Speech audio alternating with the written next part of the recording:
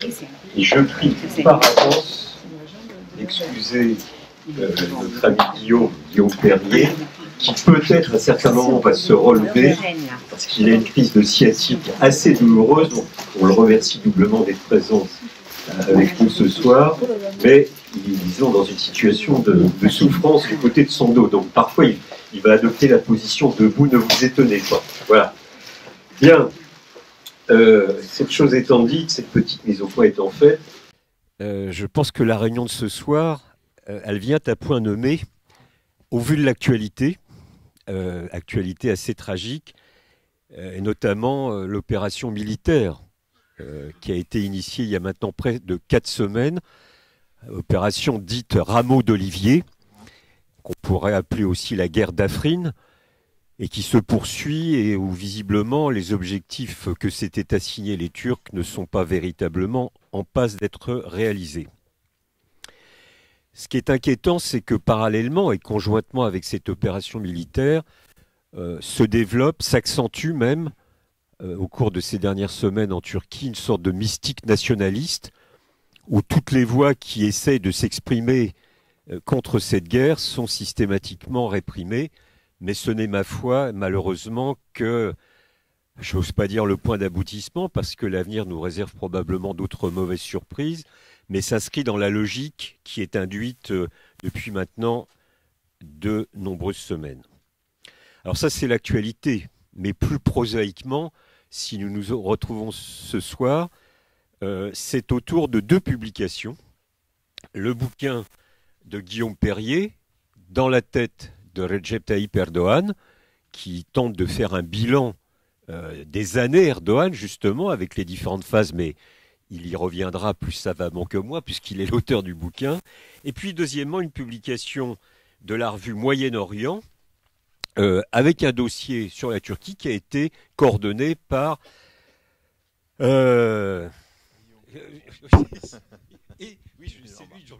Et Jean-Marc Coux, mais c'est surtout toi qui nous intéresse, puisque tu es présent. C'était Guillaume Fouron que je cherchais. Bien. Donc je pense que ces 2 publications, elles ne sont pas du même ordre, évidemment, mais elles se complètent parfaitement, puisque dans la revue, c'est plusieurs articles de différents auteurs, et que le livre de Guillaume est plutôt un essai, une réflexion de bilan sur ces un peu plus de 15 ans de pouvoir de l'AKP. En tout cas, les 2 sont évidemment très utiles pour continuer à approfondir notre réflexion sur un pays qui est évidemment compliqué, mais ça c'est une lapalissade de le dire, mais qui surtout suit un cours politique pour le moins préoccupant. Alors, notamment depuis la tentative de coup d'État du mois de juillet 2016, ça tout le monde s'en souvient, mais, et ça clairement, cela apparaît dans le livre de Guillaume, en réalité...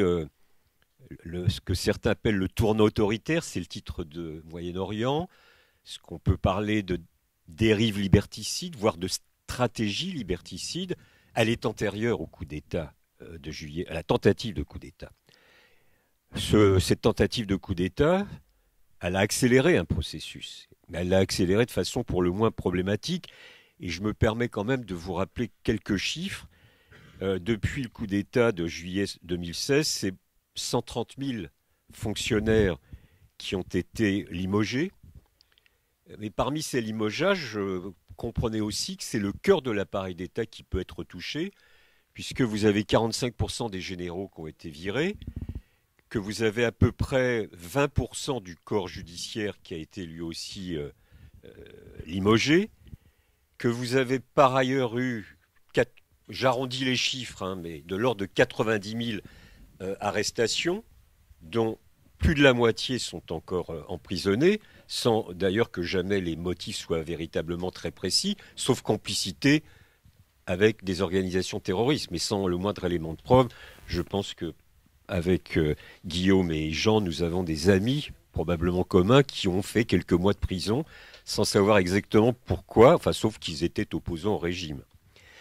Vous avez justement 150 journalistes qui ont aussi été arrêtés, près de 500 avocats, et puis aussi des élus, des maires, notamment dans l'est du pays, qui ont été purement et simplement démis de leurs fonctions.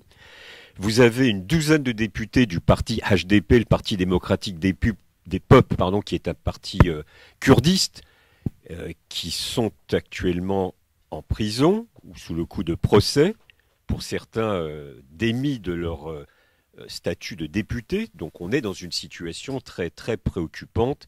Et enfin, pour terminer cette petite énumération, 140 organes de presse ont été purement et simplement interdits.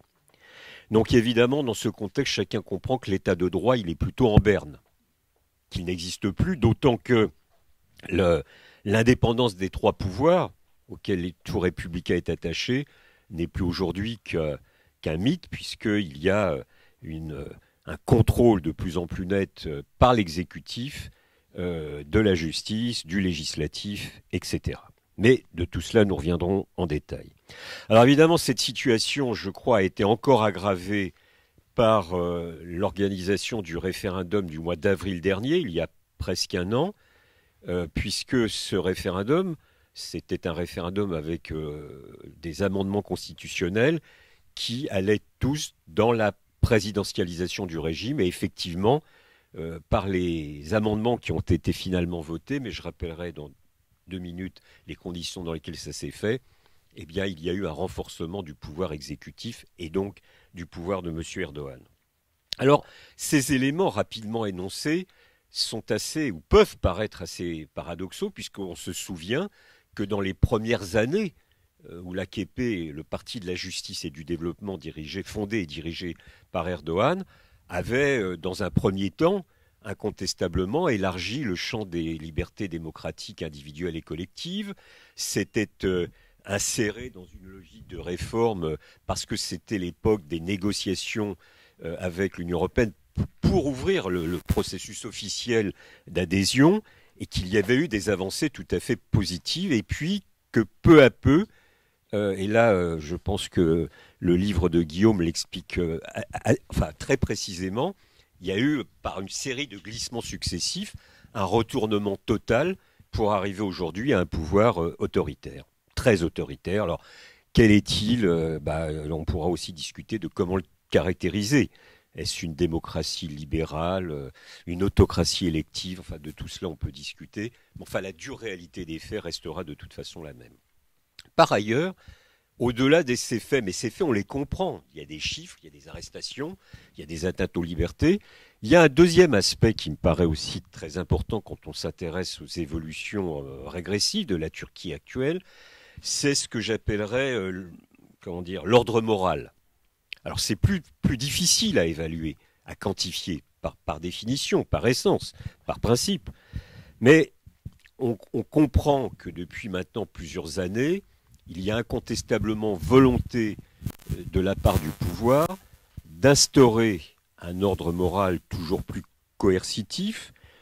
Là aussi, les deux orateurs principaux l'expliqueront en détail, mais les déclarations successives de M. Erdogan sur le rôle des femmes, par exemple, mais ce n'est pas seulement des déclarations, c'est tout un rapport de la société aux femmes, aux hommes et aux relations entre les hommes et les femmes.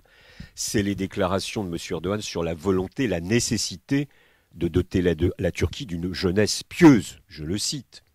C'est bien sûr la nuit du coup d'État, de la tentative de coup d'État du mois de juillet 2016, un appel qui a été lancé à travers et à partir de toutes les mosquées du pays pour résister à cette tentative. C'est la première fois qu'un pouvoir d'un État dit laïque se sert des mosquées pour appeler à lutter contre le putsch. Tout cela, évidemment, a une signification dont il faut tenter de comprendre la logique, parce qu'évidemment, toutes ces déclarations, ces prises de position, ces décisions politiques ont une logique très probablement. Alors après, la question, c'est est-ce que cet ordre moral procède d'un mouvement général qu'on peut constater dans d'autres pays? Je pense bien sûr à certains pays européens, pour commencer membres de l'Union européenne, la Hongrie, la Pologne, mais on peut aller aussi outre-Atlantique, le grand voisin outre-Atlantique états-unien, qui lui aussi je t'en prie,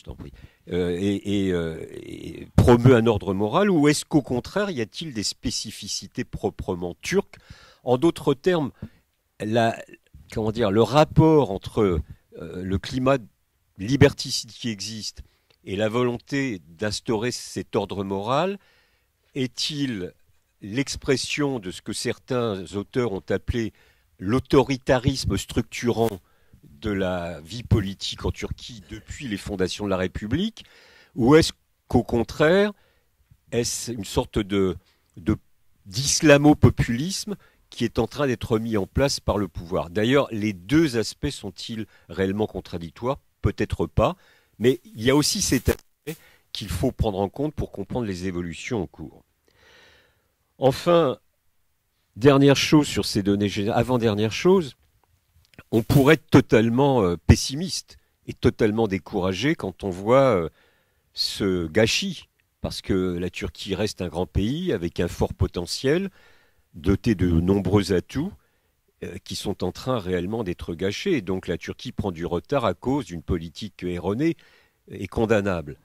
En même temps, je ne suis pas totalement pessimiste. Alors c'est peut-être mon caractère, mais il y a une chose sur laquelle je pense nos deux intervenants reviendront, c'est le référendum que j'évoquais. Ce référendum, il y a un peu moins d'un an, au mois d'avril 2017, donc pour réformer la Constitution, a vu tout d'abord une campagne électorale absolument exécrable.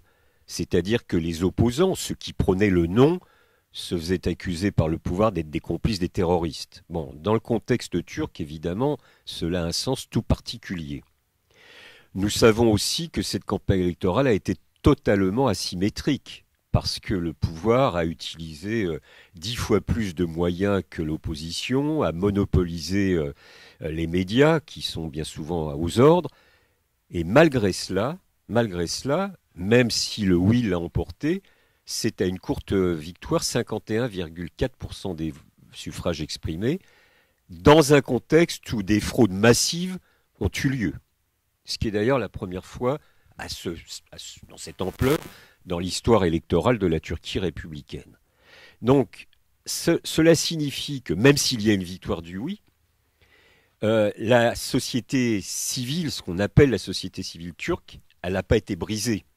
Et qu'elle se sert de tous les moyens, et ces moyens malheureusement se réduisent graduellement, mais qu'elle résiste par tous les moyens qui lui restent.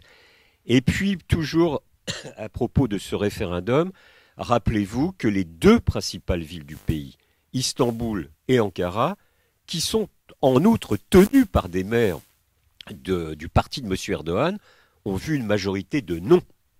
D'ailleurs, les deux maires ont été virés depuis lors par M. Erdogan lui-même. Bon.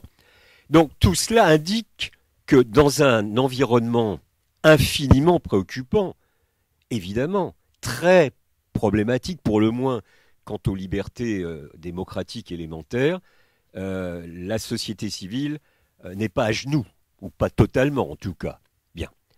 Dernière chose sur laquelle je voulais dire deux mots, mais vraiment deux mots, c'est tous les aspects de la politique extérieure, puisque ces aspects sont traités à la fois dans le livre de Guillaume et dans le dossier dirigé et coordonné par Jean, c'est les enjeux de la politique extérieure.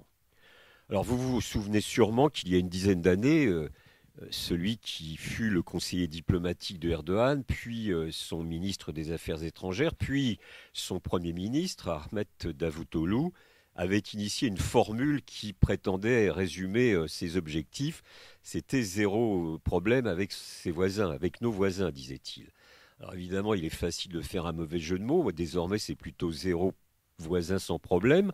Mais ce qui est important, c'est de tenter de comprendre pourquoi il y a eu là aussi sur cet aspect de la politique extérieure une régression considérable entre cette volonté de créer des partenariats fluides, économiques, politiques, culturels avec son environnement régional plus ou moins immédiat et la situation actuelle qui est là aussi grave.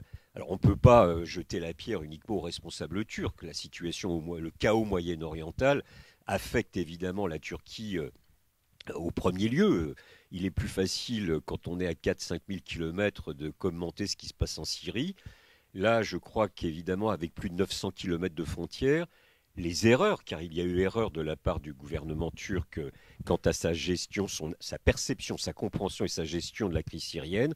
Mais là, les erreurs se payent cash, parce que c'est un pays voisin. Il est évident que les effets désastreux de la crise syrienne se font aussi sentir en Turquie même. Donc, sur ces différents aspects, je vais laisser immédiatement la parole à Guillaume puis à Jean, qui vont illustrer, compléter, argumenter pour tenter de mieux nous faire comprendre le pourquoi, le comment, l'enchaînement de cette régression incontestable et de ce gâchis, je réemploie ce terme, car je pense que la Turquie est un pays qui continuera bien sûr à compter, mais qui malheureusement à cause des erreurs de ses dirigeants actuellement est en train de louper des trains et de prendre du retard. Qui veut commencer? Guillaume? Allez, Guillaume. Et si tu veux, tu peux le faire. Oui, moi je me relèverai peut-être en cours de prise de parole.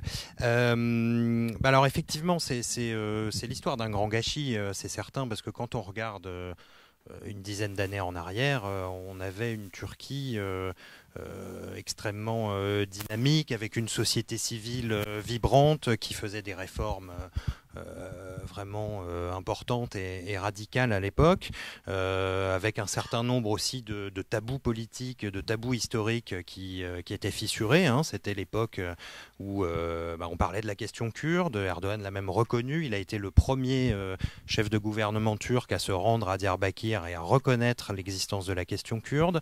Ensuite, donc on sait qu'à partir de 2008-2009, il a réussi à imposer des négociations directes avec le PKK pour tenter de résoudre cette question. On voit qu'aujourd'hui, on est évidemment à des années-lumière de cette situation. C'était aussi l'époque où la Turquie bousculait un certain nombre de tabous sur le kémalisme, sur la manière aussi d'appréhender les relations entre l'exécutif et le législatif. Enfin, il y avait beaucoup de choses qui changeaient. Et puis, c'est vrai que quand on regarde 10 ans plus tard, on voit un tableau radicalement différent. Alors, est-ce que Erdogan est passé du démocrate au tyran qu'il est aujourd'hui? Est-ce que c'est aussi un chemin aussi linéaire que ça? Je ne crois pas. En fait, c'est ça toute la question. C'est qu'il a un petit peu navigué à vue entre les deux, avec beaucoup d'allers et retours, avec beaucoup de contradictions, beaucoup de revirements extrêmement surprenants. Alors, je parlais de la question kurde, on pourra en citer d'autres, sur Israël, qui était jusqu'à 2007-2008 encore un allié extrêmement fort, y compris du gouvernement Erdogan. Rappelez-vous que Davutoglu avait à l'époque lancé des négociations entre Israël et la Syrie. Donc la Turquie était à la fois alliée de la Syrie d'Assad et d'Israël, et pouvait prétendre à un rôle d'intermédiaire pour arriver à faire s'entendre les deux pays sur la question du Golan à l'époque. Et puis, quelques années plus tard, les relations sont considérablement dégradées et la Turquie est devenue l'ennemi à la fois de la Syrie et d'Israël. Donc, sans plus aucun pouvoir, sans plus aucune chance de pouvoir peser sur la diplomatie régionale. On peut citer d'autres exemples encore. Bon, l'Europe, évidemment. Il y a eu effectivement un élan pro-européen dans les années 2002-2008, à peu près. Et puis, effectivement, après, ça a pris une autre tournure. Alors là, comme tu le disais, les responsabilités sont évidemment partagées sur cette question. C'est vrai qu'on se souvient qu'à l'époque, en 2007, la France et l'Allemagne, notamment, ont commencé à instrumentaliser la question de l'adhésion de la Turquie dans l'Union européenne à des fins de politique intérieure. On a fait aussi de la Turquie une espèce d'épouvantail. Les partis populistes de droite européens ont commencé à utiliser cette question à des fins électorales. Et puis finalement, à partir de ce moment-là, Erdogan s'est mis à faire la même chose de son côté et à faire du populisme aussi sur la question européenne. Et à partir de cette date-là, le rejet de l'Europe est devenu beaucoup plus rentable politiquement que l'adhésion aux valeurs européennes. Donc Erdogan s'est appuyé très naturellement sur ce qui fait son identité politique depuis toujours, c'est-à-dire l'islamisme et le nationalisme turc, qui sont vraiment les deux piliers de son identité politique, qu'il avait un petit peu mis en sourdine dans les premières années de son pouvoir.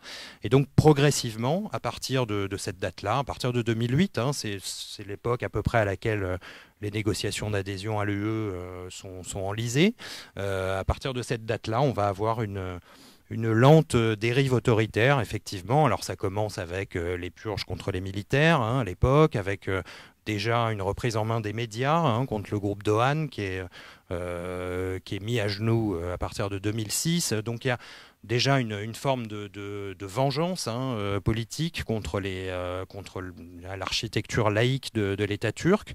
Et puis ça va continuer, ainsi de suite.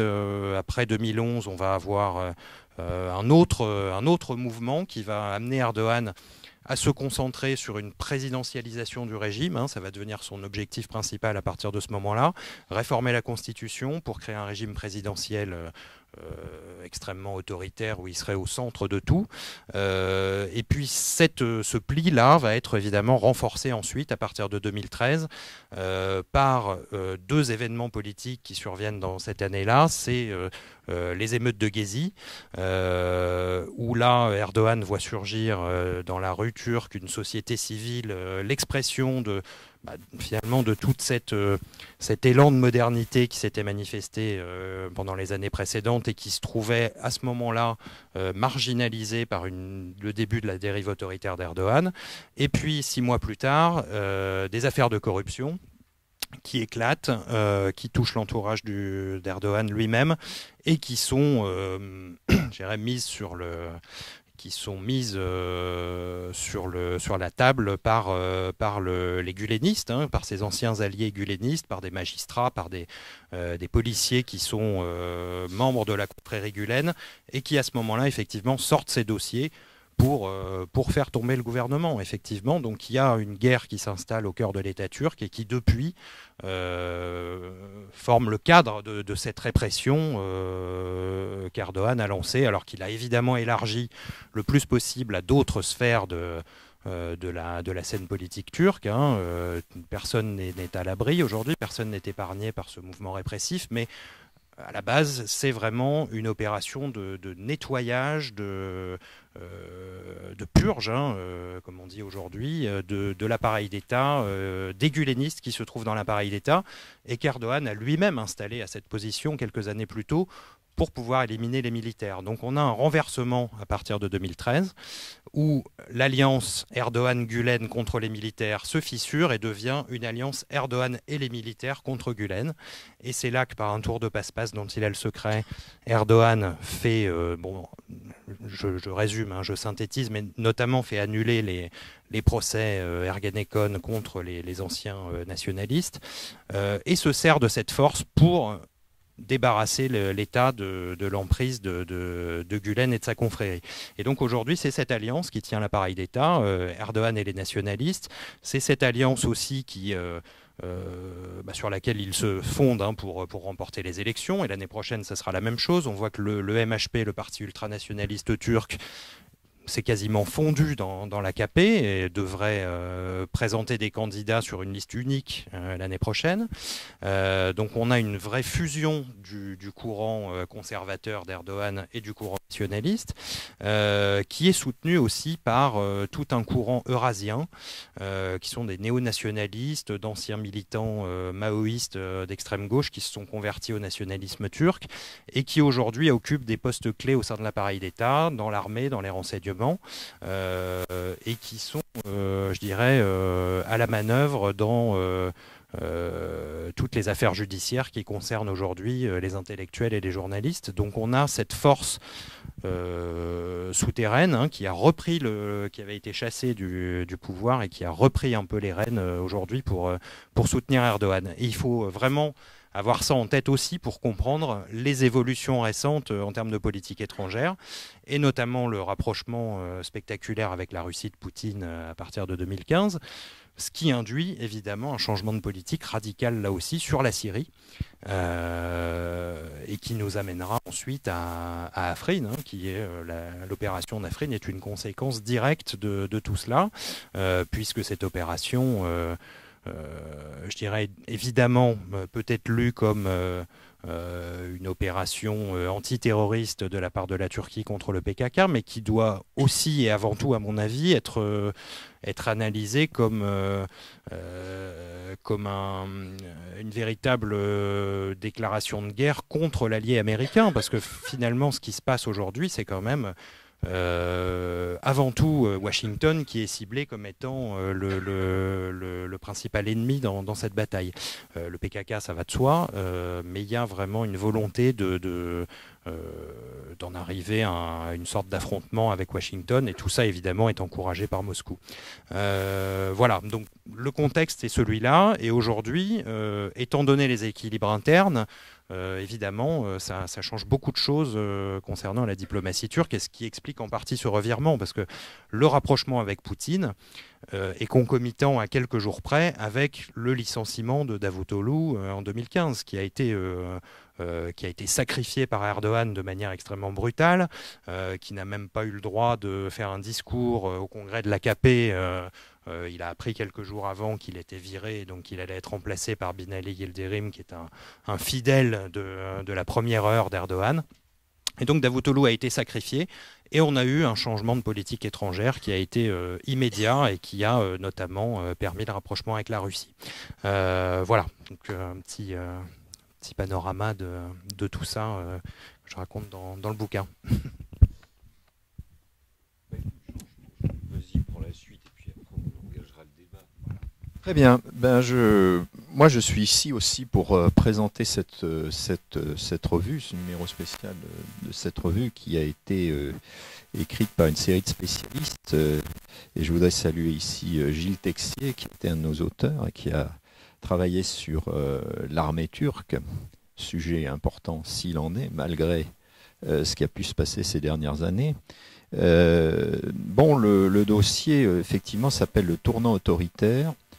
On aurait pu avoir d'autres titres, mais l'idée du tournant autoritaire, et pas d'ailleurs dérive autoritaire, c'est un petit peu de donner une chance à tout le monde d'essayer, au travers de ces dossiers, de ces articles, de se faire une idée sur peut-être ce qui n'est pas une dérive autoritaire par rapport à la démocratie, parce qu'on a tendance finalement à analyser la Turquie au travers ce paradigme de la transition démocratique, qui est que finalement, progressivement, un État a vocation à évoluer vers la démocratie. Et ce que montrent finalement aujourd'hui plusieurs auteurs qui analysent le régime politique où la démocratie a échoué, c'est que finalement, ce paradigme de la transition démocratique, qui a aussi beaucoup influé, je dirais, après la transition espagnole, portugaise, etc., dans les années 70, les organisations internationales pour construire leur programme d'adaptation. Eh bien, là, on a effectivement, je pense, un exemple assez clair d'un État qui a... alors, est-ce qu'il est revenu ou est-ce qu'il n'est pas en train de construire un autre système? Et c'est peut-être ça, je dirais, qui est en train de se produire. C'est peut-être ce projet-là, d'ailleurs, qu'on n'a peut-être pas très bien vu depuis les années 2000. C'est peut-être ce projet-là de la construction d'un autre système. Parce qu'il y a, comme tu le disais, une logique à tout ça. Hein. Il y a quand même cette espèce d'ordre moral qui s'est développé, cette espèce de culte de la puissance qui est assez impressionnant. Hein, c'est-à-dire que la Turquie, effectivement, de ce point de vue-là, alors le développement économique, on avait un débat d'ailleurs dans la revue au moment avec Guillaume, parce que lui pensait notamment beaucoup que la Turquie était en phase de régression économique. Alors, et en même temps, il y avait un certain nombre de signes de résilience. Il y a une résilience assez spectaculaire de l'économie turque l'année dernière, même si ça se traduit par un accroissement des inégalités. Hein, il y a eu quand même une croissance très importante dans le dernier semestre. Et donc actuellement, il y a un réel... Moi, c'est une question que je me pose, et j'ai même demandé une expertise détaillée à un de mes collègues économistes à Sciences Po Grenoble, justement pour qu'on se fasse une idée très claire sur l'état de l'économie turque, parce qu'il y a des signes qui sont très contradictoires. Mais ce qui est sûr... Comment ? Il y a une croissance forte, mais d'abord, c'était sur le deuxième semestre, qui suivait le coup d'État, donc oui, c'est logique que l'économie reprenne. Oui. L'inflation à 15%. Oui, c'est vrai. Et oui, mais cette puissance économique, qui a quand même tout au long des années 2000 aussi porté l'AKP, hein, justement, parce que l'expérience d'AKP, en partie, si elle a, quand on regarde les pourcentages de vote aussi, hein, les raisons de voter pour l'AKP, hein, l'élément économique, l'élément social a toujours été mis en avant. Donc c'est quelque chose d'important dans ce mouvement. Et ça porte aussi cette puissance, parce que la puissance militaire à l'heure actuelle qui est en train de se développer, qu'on ne voit pas souvent, est quelque chose aussi, je dirais, qui fait partie du système. Donc, je dirais que c'était un petit peu cette idée d'analyser cette expérience de l'AKP et de se demander, bon, parce que c'est vrai, tu le rappelais, Didier, il y a eu plusieurs scénarios, hein, au moment où l'AKP a pris le pouvoir. Bon, il y avait un scénario d'ouverture. Hein. Il y a eu plusieurs phases, si j'ose dire. Hein. Il y a eu une phase d'ouverture dans la première législature, notamment de l'AKP, hein, avec justement tout ce qui s'est passé, l'avancement de la candidature, l'ouverture de négociations avec l'Union européenne, le fait, comme Guillaume le disait, que Recep Tayyip Erdogan ait été le premier homme politique à reconnaître qu'il y avait un problème kurde en Turquie, et puis derrière, hein, effectivement, une politique kurde qui a suivi. Je dirais qu'il y a eu cette première législature entre 2002 et 2007, et puis ensuite, à partir de 2007, je dirais, les conflits et les ambiguïtés se sont révélés. C'est-à-dire entre 2007, moi je dirais 2011, hein, les conflits et les ambiguïtés se sont révélés, hein, notamment les conflits, on se souvient de l'élection présidentielle de 2007, extrêmement conflictuelle, qui était une première grande défaite finalement des militaires et du pouvoir d'État en quelque sorte. Et puis derrière, effectivement, les procès Ergenekon, je dirais qui étaient procès Ergenekon-Balioz, qui était très ambigu parce qu'à la fois on disait, bah oui, c'est normal que des militaires qui complotent, etc., soient effectivement traduits devant les tribunaux, et en même temps, on se sentait bien qu'il y avait tout autre chose qui se jouait, hein, derrière ces procès, qui étaient d'ailleurs à l'époque menés par le mouvement Gülen, hein, en tout cas par des procureurs appartenant le mouvement Gülen. Et également, parmi ces ambiguïtés, il y a aussi le fait qu'il y a un certain nombre de réformes, de tendances, je pense en particulier au port du voile, qui est présenté comme une liberté, hein, qui est d'ailleurs au Parlement, hein, le port du voile est aussi soutenu par des partis d'opposition. Hein. Les Kurdes votent en 2008, hein, pour la révision constitutionnelle qui permet le port du voile à l'université. Donc cette période 2008, 2007, 2011 est une période un petit peu de réveil des conflits dans les ambiguïtés. Et 2011, je trouve, est un peu une année charnière de basculement, parce qu'on a des arrestations de journalistes au premier semestre, Ahmetçik, Nedim Şener. On a derrière, d'ailleurs, cette arrestation, après le remerciement du procureur guleniste qui les avait arrêtés, se profile déjà le conflit entre Gülen et l'AKP. Il y a le Conseil militaire suprême où pour la première fois on voit Recep Tayyip Erdogan présider le Conseil et influer sur la nomination des militaires. Et puis il y a Uludere, ce bombardement d'une colonne de villageois kurdes, dont on ne sait pas si c'est une bavure ou si c'est effectivement un acte intentionnel. Mais pour la première fois, on voit l'AKP et le gouvernement soutenir l'armée, hein, défendre l'armée dans cette affaire, alors que généralement, quand il y a des bavures ou des affrontements dans le sud-est de la Turquie, généralement, l'AKP critiquait toujours l'armée en disant « ils ne savent pas gérer le dossier kurde », etc. Et là, je trouve qu'il y a un basculement cette année-là. Et ça ouvre une nouvelle période qui est celle de la polarisation. Finalement, polarisation extrême, notamment avec, bien évidemment, les événements de Gezi, la polarisation à l'intérieur même du mouvement avec le conflit Gülen. Et je dirais que cette nouvelle phase débouche en 2014 finalement sur une phase de présidentialisation, bon, qui est déjà préparée dans la phase précédente, parce que c'est à partir dans cette phase précédente qu'on commence à parler que les révisions constitutionnelles, qu'on a là aussi un basculement dans la révision constitutionnelle dont on avait parlé jusqu'à présent en Turquie, étaient des révisions constitutionnelles qui visaient à augmenter la garantie des droits, voire à reconnaître la différence, etc.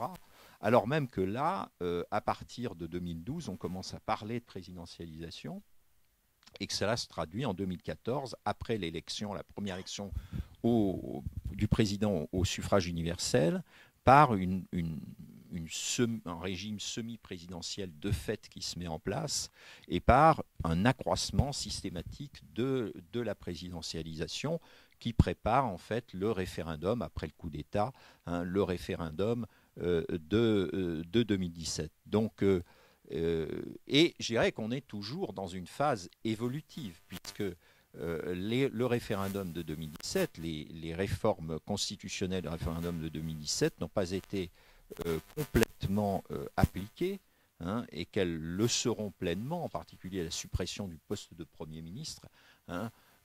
Le fond de la réforme ne sera appliqué qu'en 2019, ce qui suppose effectivement que l'AKP gagne ses élections en 2019, et tu disais qu'effectivement il pouvait y avoir une certaine résistance, en tout cas une certaine polarisation. En tout cas 2019 est véritablement un gros enjeu, parce qu'il y a des élections au niveau local.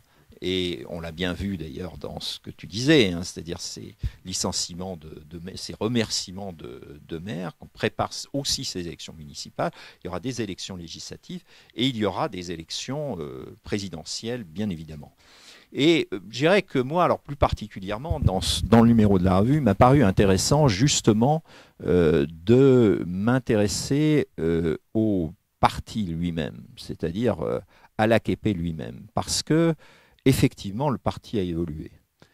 Et quand on regarde tout au long de ces dernières années, tout au long de ces phases, on a eu une évolution qui est assez caractéristique justement des régimes autoritaires, c'est-à-dire quand il n'y a plus d'opposition dangereuse, l'opposition dangereuse, elle vient du cœur du système, elle vient du cœur du parti. Et je trouve que ça se vérifie bien, je dirais, dans l'évolution qu'on observe, puisque finalement, on a eu une marginalisation. Bon, Guillaume parlait de Ahmed Davutoglu, mais on pourrait faire la même observation pour toute une série de premiers compagnons d'Erdogan, ceux qui avaient fondé l'AKP, je pense en particulier à Abdullah Gül, qui même ces dernières semaines a critiqué, bon, on l'avait déjà fait, mais a critiqué Recep Tayyip Erdogan, et qui de toute manière est complètement marginalisé. Mais cette marginalisation des dirigeants, de certains dirigeants du parti, elle s'est accompagnée aussi d'un renouvellement des cadres qui a été très important. Ce n'est pas par hasard que Ahmed Davutoglu a démissionné après qu'on lui a enlevé le pouvoir de nommer en fait les cadres du parti et les cadres provinciaux. Donc il y a eu une évolution, en particulier je me souviens lors de l'élection présidentielle, et notamment lorsque s'est profilée l'élection de 2015, c'est-à-dire l'élection législative de 2015, où les députés de l'AKP qui avaient été élus en 2002 lors de la première élection arrivaient à leur troisième mandat, alors même qu'il y avait une règle interne du parti qui disait qu'on ne pouvait plus se présenter au bout de 3 mandats.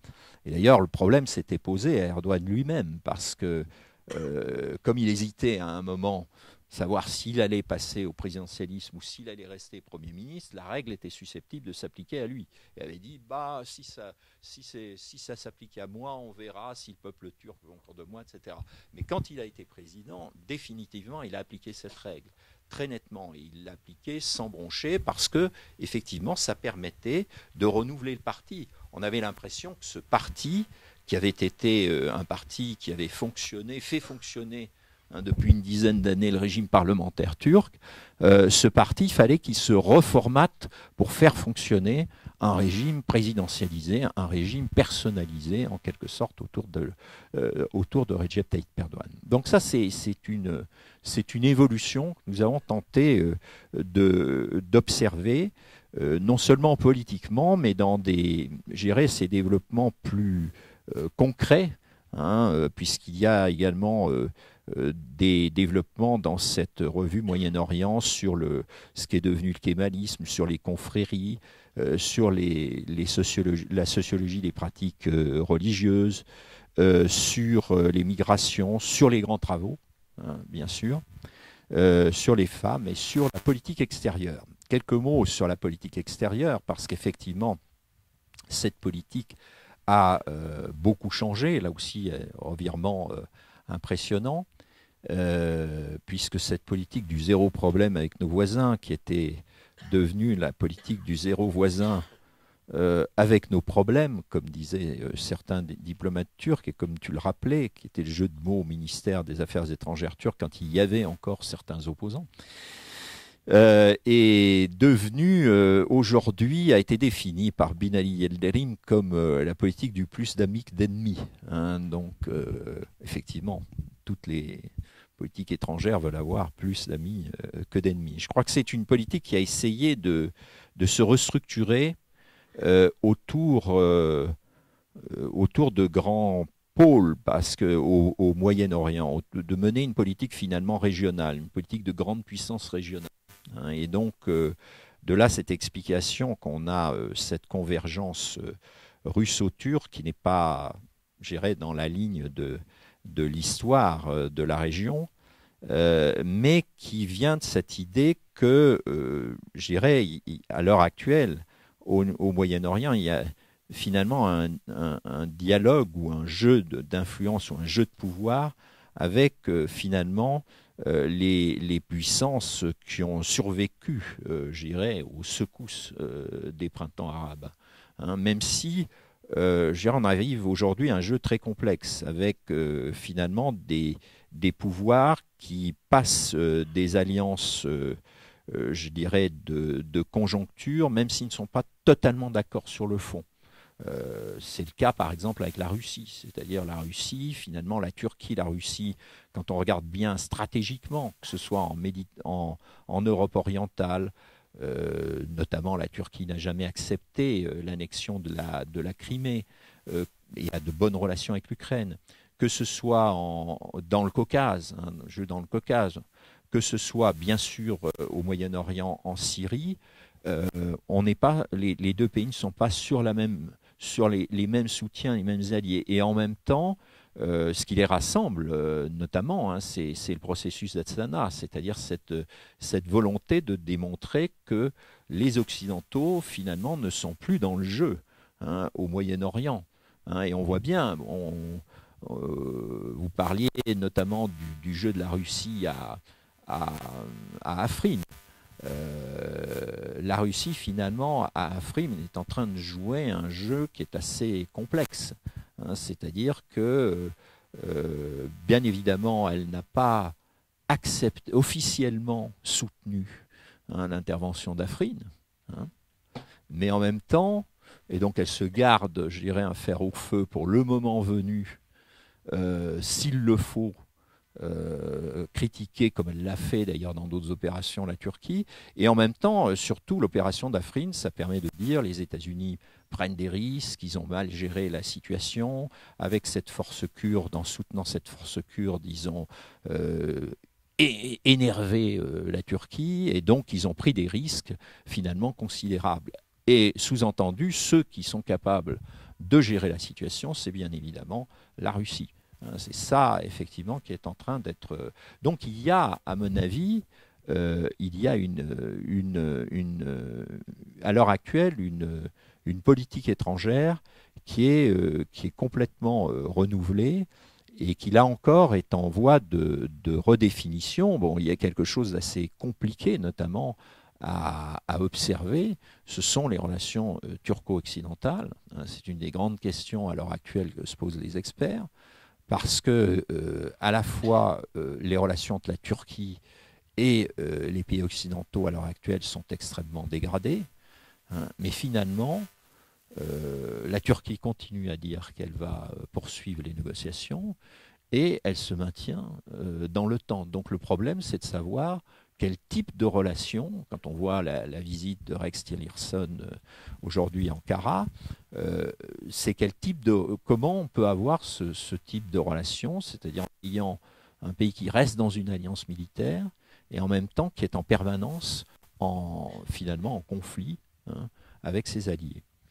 Et je dirais qu'on a littéralement l'impression dans les relations turco-américaines que, quand on observe les relations turco-occidentales, que cette espèce de polarisation très importante qui s'est développée au niveau interne, au niveau domestique en Turquie, elle est en train de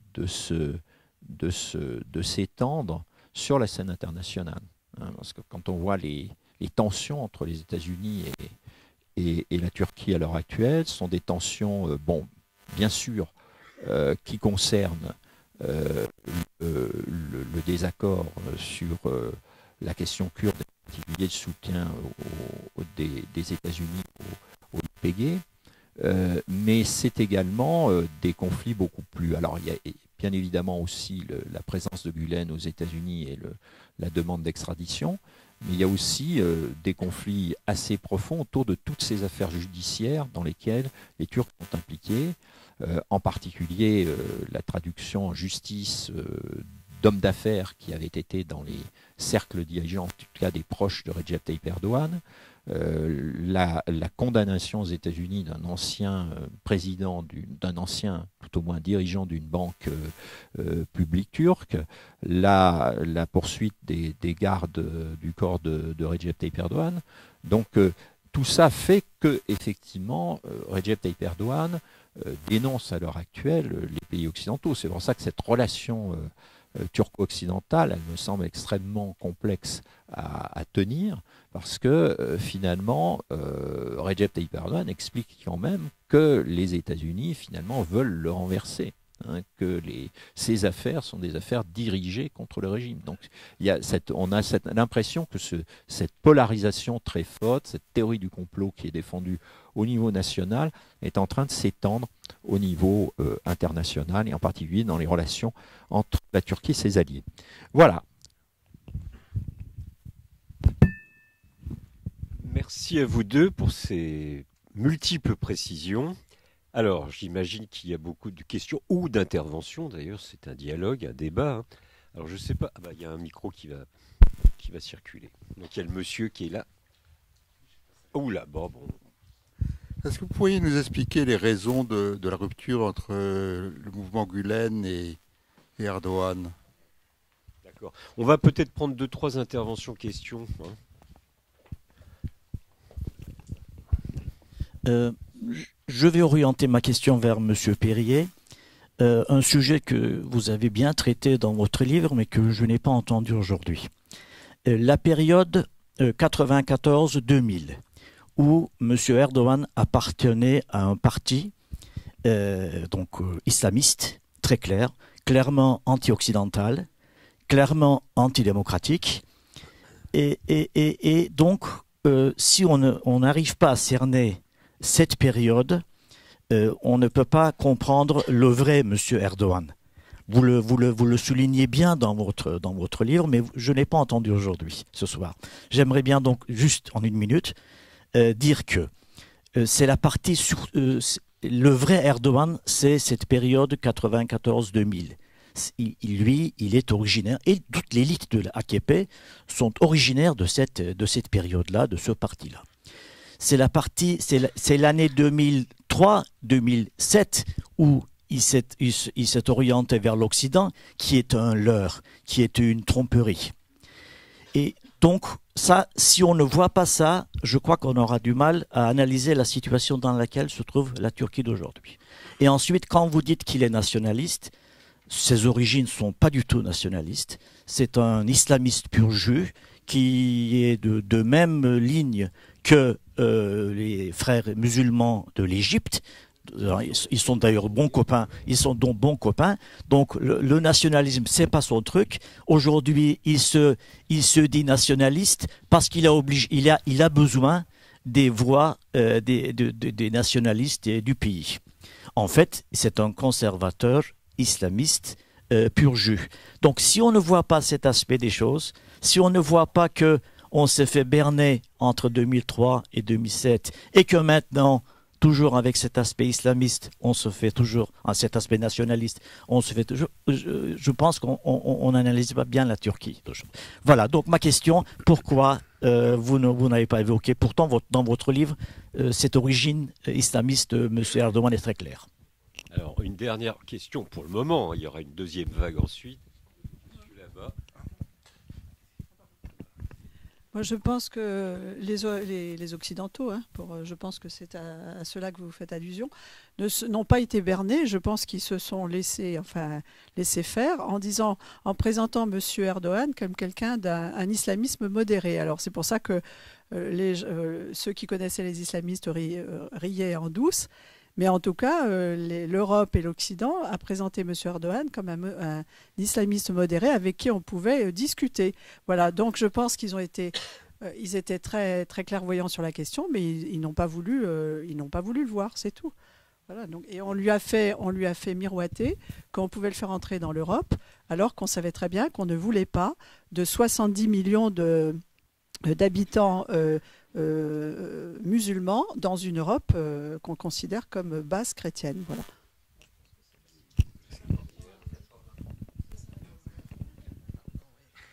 Oui, bonsoir. Patrick Barberis, cinéaste. D'abord, merci pour toutes ces précisions. J'apprends plein de choses et j'en suis ravi.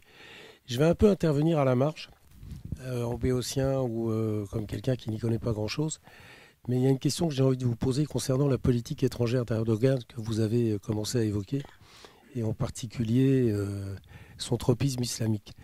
Je n'ai pas de réponse pour l'instant et je suis vraiment en train de me poser des questions et c'est pour ça que je suis venu vous voir et vous entendre. Je suis en train de travailler depuis un moment sur ce que je crois être, mais j'en suis pas certain, une double offensive de deux formes d'islamisme dans les anciens territoires de Yougoslavie, à savoir d'un côté le Koweït et tous les pays du Golfe, et de l'autre côté l'offensive que mène la Turquie en Yougoslavie, en ex-Yougoslavie, à travers ses fondations, ses réfections de mosquées, et puis surtout une offensive économique, achat d'aéroports, achat de la ligne, la compagnie d'aviation, investissement, Erdogan qui dit « je suis ici chez moi ».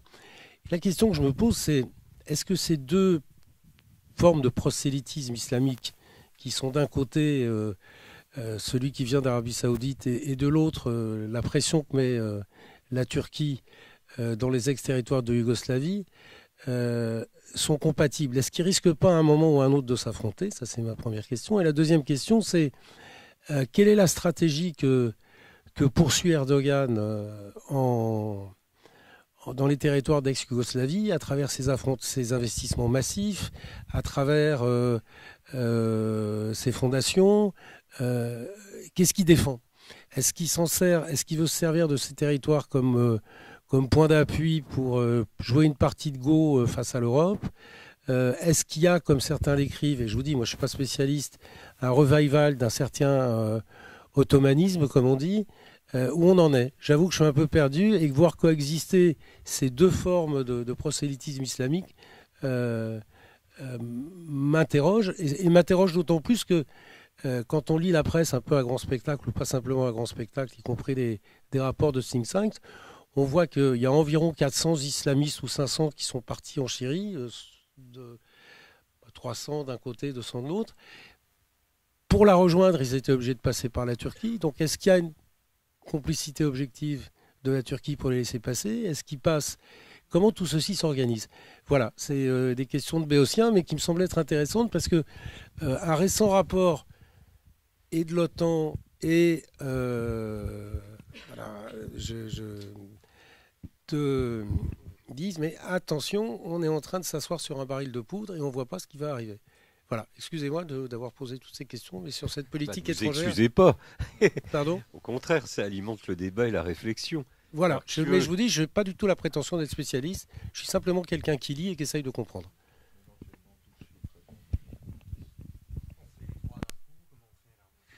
On se répartit peut-être les Balkans, Jean. Je veux bien sur les Balkans. J'avais pas compris d'ailleurs quel était le premier. Pardon. J'avais pas compris quelle était la première offensive. Parce que vous parlez de deux offensives. Non, je schématise, hein. Je dis les deux offensives. Il y a d'un côté les pays du Golfe qui sont présents depuis dans des territoires d'ex-Yougoslavie depuis la guerre. Ah d'accord. D'accord. Qui eux ont fourni un certain nombre de volontaires, etc., qui se livrent d'ailleurs avec les autres à une guerre des mosquées, qui donne lieu à des articles plus ou moins fantasmés ou plus ou moins réels sur attention, ils sont en train de construire des compounds qui vont servir de point de comment dirais-je, d'abri aux djihadistes pour repartir. Enfin bon, il y a tout un... Mais à côté, et quand on regarde... On a compris. Voilà, on a compris. Oui, je pense pas que d'ailleurs les deux offensives soient réellement concertées, y compris parce que la Turquie n'a pas de, enfin, ça dépend quel pays du Golfe, mais vous savez qu'elle n'a, en plus à l'heure actuelle, elle a ses relations avec l'Arabie Saoudite. Pourtant, alors même qu'elle avait cherché à se rapprocher de l'Arabie Saoudite, ses relations se sont détériorées. Donc, mais dans les Balkans, c'est très clair. Je crois qu'à la base, le premier élément, c'est... Alors, il y a des raisons économiques. Bon, l'économie turque est effectivement une économie à la recherche en développement, donc à la recherche de débouchés. Et bien évidemment, les Balkans sont un débouché qui est important, d'autant plus qu'il y a des positions historiques. Deuxièmement, il y a et donc en vertu de ces positions historiques, deuxièmement, il y a un effet de soft power turc qui s'exporte, avec un soutien. Là, quand on voit le travail que fait le TİKA et puis qui est l'agence de développement turc et tout un lot d'organismes, enfin d'ONG turcs qui gravitent autour, il y a effectivement le souvenir de la Turquie dans les Balkans, qui ne concerne pas seulement d'ailleurs que les musulmans. Un des pays qui a de bonnes relations, vous le savez, à l'heure actuelle avec la Turquie, c'est la Serbie. Et c'était assez impressionnant d'ailleurs de voir comment Recep Tayyip Erdogan a été reçu il y a quelques mois en Serbie, avec un ministre des Affaires étrangères qui, pendant un repas, le ministre des Affaires étrangères serbe s'est mis à entonner des chansons ottomanes pour montrer les liens qui existaient entre la Serbie et la Turquie. Donc je crois que c'est une politique, oui, de puissance, une politique qui, je dirais, participe... aussi à cette transformation de la politique de la Turquie en politique de puissance régionale, voire même internationale. On a un autre terrain de développement de la diplomatie turque, la diplomatie économique turque à l'heure actuelle, c'est l'Afrique qui est assez caractéristique. Et puis, je dirais, il y a une troisième raison. La troisième raison, elle est stratégique, c'est que les Balkans sont entre la Turquie et l'Europe. Et bon, ça peut permettre justement à la Turquie d'avoir des cartes à jouer vis-à-vis de l'Europe ou des cartes à jouer contre l'Europe ou pour l'Europe. C'est quelque chose qui parce que pendant longtemps, notamment à l'époque où sa candidature était beaucoup plus avait le vent en poupe, un des arguments de la Turquie, c'était de dire, justement en contribuant au développement des Balkans et à la pacification des Balkans, nous jouons un rôle intéressant finalement pour l'Union européenne qui a décidé par ailleurs d'englober les Balkans, puisqu'il y a eu une décision du Conseil européen en 2000 qui a décidé non seulement d'englober les pays qui sont les pays balkaniques qui sont à l'heure actuelle dans l'Union européenne, mais également les Balkans occidentaux. Donc je crois qu'il y a des raisons, si vous voulez, principalement économiques, politiques, stratégiques à cette présence turque. Bon. Mais qui n'est pas très étonnant, parce qu'il y a beaucoup de pays dans la région qui s'intéressent aux Balkans. Il y a aussi... Attendez, on va laisser Guillaume répondre à l'interpellation. Juste un mot sur les Balkans, parce que moi je reviens du Kosovo, donc c'est où j'ai travaillé récemment, et c'est vrai qu'il y a une présence turque, voilà, qui est très très ancienne et qui reste très visible. Beaucoup de restauration de monuments ottomans, effectivement. Alors après, cette stratégie d'influence, elle est très pragmatique, hein, encore une fois, même si elle s'habille, elle se pare de tout ce folklore un peu néo-ottoman, mais je pense que la stratégie est beaucoup plus terre à terre. Il y a notamment avec le gouvernement kosovar une coopération sur la répression des gulenistes. Hein. Le Kosovo est le seul pays en Europe qui a extradé vers la Turquie des enseignants gulenistes et qui a fait fermer les écoles. Il y a aussi des affaires qui se font, puisque le système le réseau de distribution d'électricité à Pristina vient d'être vendu pour une somme dérisoire au groupe Çalık. Le groupe Çalık, c'est le groupe qui appartient à la belle famille d'Erdogan, qui est un des plus puissants groupes économiques aujourd'hui. Donc, et il y a évidemment beaucoup de soupçons de fraude autour de ce marché public qui a été attribué par le gouvernement de Hashim Thaçi.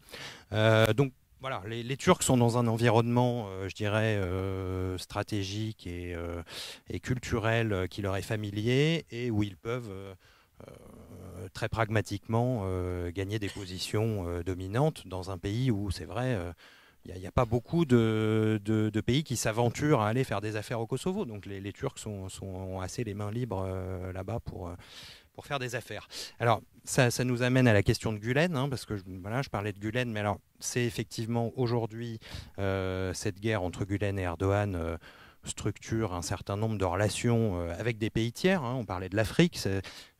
Tous ces endroits, les Balkans, l'Afrique, l'Asie centrale, ont été des terrains de chasse, des terrains de jeu pour les gulenistes qui ont été installés par l'État turc comme missionnaires, comme éclaireurs pour faire du soft power, justement.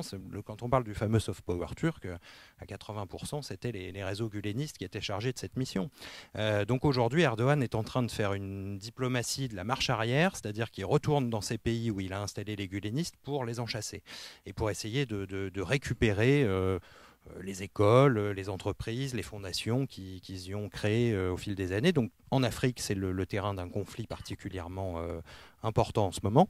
Voilà, donc pour répondre à la question qui a été posée sur la genèse du conflit, voilà, il y a là aussi une lente dégradation, je crois, à partir de 2011. Hein, comme disait Jean tout à l'heure, c'était à peu près à cette époque-là qu'ont surgi les premiers désaccords. Alors, il y a effectivement 2010, c'est l'affaire du Mavi Marmara qui est le premier vrai point de conflit, hein, avec Gülen qui, dans le journal Zaman, désapprouve publiquement l'opération lancée par le gouvernement turc avec cette flottille contre Gaza pour briser le blocus de Gaza.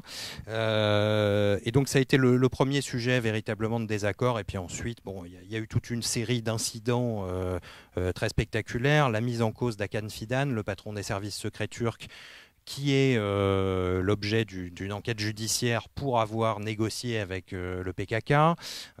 Ensuite, il y a l'histoire des Dersaneh, donc ces écoles de soutien scolaire qui appartenaient au mouvement Gülen et sur lequel à moitié. Enfin voilà, mais c'est vrai que c'était une source de revenus très importante pour le mouvement. Et Erdogan a décidé de casser ce système pour les affaiblir. Donc à partir de ce moment-là, on est rentré dans une guéguerre où les deux se sont rendus coup pour coup avec une escalade progressive, donc des affaires judiciaires et puis surtout le scandale de 2013 où là les procureurs Gülen finalement ont tenté de faire à Erdogan ce qu'ils avaient fait à l'armée dans les années précédentes. Et là effectivement on a eu quelqu'un qui a résisté en licenciant. Voilà, et à partir de ce moment-là, Erdogan a compris que son pouvoir était clairement menacé et que ça devenait une question pour lui de vie ou de mort, puisque voilà, son téléphone crypté était piraté, ses conversations avec son fils mises sur Internet. À partir de ce moment-là, il est rentré effectivement dans une forme de pouvoir totalement paranoïaque, mais en même temps, il y avait de bonnes raisons de s'inquiéter aussi et de percevoir le danger autour de lui. Mais il est rentré dans une obsession sécuritaire à partir de ce moment-là, qui ne l'a plus quitté et qui a évidemment beaucoup influencé la politique turque depuis cette année-là. Donc cette violence politique qui s'exerce de manière quotidienne aujourd'hui et qui est devenue un système d'arbitraire, trouve sa source dans ce conflit avec Gülen qui a, je pense, vraiment changé la donne depuis 2013. Et donc la troisième question, peut-être, à laquelle il faudrait qu'on réponde, la question de monsieur. Alors, c'est toujours c'est l'éternelle question. Effectivement, Erdogan en 96, sa fameuse phrase du tramway, pourrait laisser penser qu'il avait une vision très établie de la démocratie et de la manière de l'instrumentaliser dès les années 90. Je pense que c'est toujours facile aussi de réécrire l'histoire après coup. Effectivement, en 2003, certains disaient « Attention, le vrai Erdogan, c'est celui d'il y a 10 ans, c'est pas celui d'aujourd'hui ». Il y avait aussi de bonnes raisons de penser qu'Erdogan pouvait avoir compris l'intérêt à se raccrocher au train de l'Europe, à évoluer politiquement et, comme il disait à l'époque, à retirer la chemise du Miligurush. Rappelez-vous, donc il a fait cette déclaration, donc le Miligurush, qui est le mouvement islamiste turc fondé par Necmettin Erbakan dans les années 70 et qui est vraiment la matrice de l'islam politique turc à laquelle s'est rattaché Erdogan, par laquelle il a été formé, comme vous l'avez dit, il a été militant du parti Refah dans les années 90, c'est sa culture politique profonde. À partir d'un certain moment, Erbakan s'est trouvé, je dirais, totalement ringardisé et Erdogan a eu la nécessité de réformer le mouvement islamiste de l'intérieur pour prendre le pouvoir sur Erbakan. C'était déjà une lutte de pouvoir. Et donc, il a changé pour prendre le pouvoir, il était de changer son fusil d'épaule. Il avait bien compris que la politique islamiste traditionnelle, comme vous disiez, antidémocratique, antisémite, anti-occidentale, violemment, ne pourrait pas permettre de prendre le pouvoir. L'expérience d'Erbakan comme Premier ministre, elle a tourné court et ça a été très rapidement réglé par les militaires. Donc si Erdogan ne voulait pas vivre la même expérience, il fallait qu'il change. Donc on pouvait penser effectivement qu'il avait compris ça. Et qui pouvait aussi avoir évolué. Il n'y avait pas de raison de lui dénier ce droit à l'époque, si vous voulez. Après, effectivement, on s'est aperçu, après 2008 et encore plus après 2010-2011, qu'il y avait sans doute un vieux fond qui prenait le dessus et que sa période d'ouverture démocratique était peut-être effectivement un leurre, mais j'irai pas jusqu'à dire ça. Moi, je pense qu'il a toujours exploité les événements avec pragmatisme, y compris les questions religieuses. Pendant le premier mandat au cours duquel il a gouverné, la question du voile, par exemple, était totalement marginalisée et les islamistes le lui reprochaient beaucoup. C'est d'ailleurs, en 2007, ça a été un motif pour lui je dirais, c'est pour ça qu'il est allé puiser les votes kurdes, par exemple. Le vote islamiste se détournait de l'AKP à l'époque. Donc, il a utilisé les événements de manière pragmatique et ensuite, une fois conforté à la tête de l'État, il a effectivement ressorti ses vieilles marottes, le voile en particulier, la question des imamatypes aussi, voilà, effectivement, mais il n'en avait pas fait la priorité d'une manière très pragmatique au départ, parce que effectivement, c'était pas la priorité des Turcs. La priorité des Turcs, c'était l'économie, le développement, la justice. C'est pour ça que le parti s'appelle La Justice et le Développement. Moi aussi, je voudrais dire deux mots, je profite. Non, parce que je pense, monsieur, qu'il faut... C'est une erreur de méthode de raisonnement en disant tel homme politique a eu telle jeunesse politique, donc tout cela a une logique dans les décisions qu'il va prendre, même s'il y a des parenthèses. Parce que moi j'ai connu des premiers ministres français qui avaient un passé trotskiste et pour autant ils n'étaient plus à l'époque favorables à la dictature du prolétariat. J'ai connu des ministres de droite qui ont usé leur fond de culotte quand ils étaient étudiants dans les rangs d'organisations crypto-fascistes, mais qui avaient évolué. Alors bon, comparaison n'est jamais raison, je l'entends bien, mais en même temps, comprenez bien que Erdogan, c'est un opportuniste, mais opportuniste au sens de celui qui saisit toutes les opportunités. C'est un animal politique, pragmatique, vient de dire Guillaume, c'est parfaitement ça. Oui, opportuniste au sens de capacité à saisir toute opportunité. Et ça, c'est vrai en politique intérieure, mais quand il crée l'AKP, mais c'est une rupture radicale, c'est une révolution copernicienne dans l'histoire de l'islamisme politique turc, qui a sa propre histoire. Donc il ne faut pas sous-estimer ces facteurs. Bien. Alors ensuite, phase avec l'Europe, et madame, vous dites, les Européens n'ont jamais voulu considérer qu'il n'était pas fréquentable, on le considérait comme un islamiste modéré. Oh, j'en ai eu des débats sur cette question. Pour ma part, cette expression n'a strictement aucun sens. Islamiste modéré, mais elle a été utilisée beaucoup. Oui, enfin, jamais. Oui, enfin, l'Europe, dans ses documents officiels, n'a jamais dit cela. Pour autant, vous disiez, il y a une sorte de jeu de go de Erdogan à l'égard de l'Europe. Alors détrompez-vous totalement. Erdogan est incapable d'être un joueur de go et il est aussi incapable d'être un joueur d'échecs. C'est la grande différence avec Poutine. Poutine raisonne à 2-3 coups, 4 coups d'avance. Erdogan, on est à l'Iremo. C'est un joueur de trick-track, de taoula. C'est quoi? Non, mais c'est exactement ça.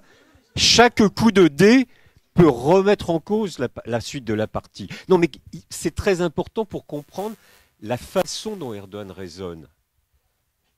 Parfois pour le meilleur, il y a quelques années, maintenant souvent pour le pire, je l'entends bien. Mais vous voyez, il ne faut pas reconstruire après coup les dynamiques politiques de tel ou tel homme, quel qu'il soit. Mais là, nous parlons de Turquie d'Erdogan. Donc, ne pensez pas, de mon point de vue en tout cas, je peux me tromper évidemment, mais que tout était programmé et qu'en fait, il a fait des risettes aux Européens ou au monde occidental, mais qu'au fond de lui-même, il continuait à pratiquer ce qu'on appelle la taqiyya, etc. Moi, j'y crois très moyennement. Alors, il faut aussi voir la façon dont il s'est débarrassé de ses compagnons de la première heure. Mais pourquoi? Alors, le livre de Guillaume est très précis là-dessus. Tu soulignes bien quand même ceux qui ont eu une influence intellectuelle dans sa trajectoire. Mais ce n'est pas un intellectuel, lui. C'est un animal politique, c'est ainsi, mais de haut niveau. Ça, c'est le moins qu'on puisse dire. Il n'empêche que ceux qui présentaient la moindre divergence, non pas théorique, mais politique, ont été mis sur la touche les uns après les autres. Et dans l'histoire Gülen, c'est une autre histoire, c'est une autre branche de l'islam politique turc, mais c'est pour des raisons qui n'ont évidemment rien de théologique, mais purement politiques, qu'ils ont été, et financières, économico-financières, qu'ils ont été éliminés, qui sont aujourd'hui dans une situation un peu difficile en Turquie. Non, je voulais simplement dire que c'est un peu l'histoire de quelqu'un qui prend le pouvoir et qui le conserve. Et pour durer, on l'a bien vu au travers de nos chanteurs nationaux, il faut savoir changer. Il faut savoir justement adopter des positions différentes. Et quand on regarde Recep Tayyip Erdogan, c'est quelqu'un qui, lorsque la question kurde, la résolution de la question kurde a servi ses intérêts politiques, il a fait l'ouverture kurde, les négociations, etc. Lorsque ça a desservi à partir de 2015, parce que je dirais que d'une certaine manière, la création d'un parti kurde a trop bien réussi parce que c'est devenu plus qu'un parti kurde, un parti turc, rassemblant bien au-delà des Kurdes eux-mêmes, il n'a cessé d'essayer de détruire ce parti. Donc on a l'histoire de quelqu'un qui prend le pouvoir et qui le garde, parce qu'il faut voir qu'il est déjà au pouvoir depuis 2003, enfin il est quasiment depuis 2002, puisque l'AKP a pris le pouvoir en novembre 2002, en tout cas a été majoritaire en novembre 2002. Donc de ce point de vue-là, c'est toujours frappant de voir à quel point, Erdogan joue le coup qui vient et il le joue à plein. Bon, le risque, effectivement, à terme, et on le voit bien en politique étrangère, c'est peut-être une carence de stratégie, parce que quand on est sur des positions, est-ce que, par exemple, ce rapprochement avec la Russie, ce rapprochement va-et-vient avec l'Arabie Saoudite, ce rapprochement va-et-vient avec l'Iran, la rupture avec Israël, puis ensuite un rétablissement des liens, est-ce que tout ça finit par faire une stratégie au Moyen-Orient? On a l'impression qu'on joue successivement des coups et qu'à un moment ou à un autre, on peut payer l'addition de ce genre de politique. Qui veut la parole? C'est ici la parole. attendez, parce que je crois que c'est enregistré. Excuse-moi, est-ce qu'il faut poser d'abord la question par micro? Oui, mais je préfère parler comme ça. Oui, mais madame, c'est enregistré, c'est pour ça.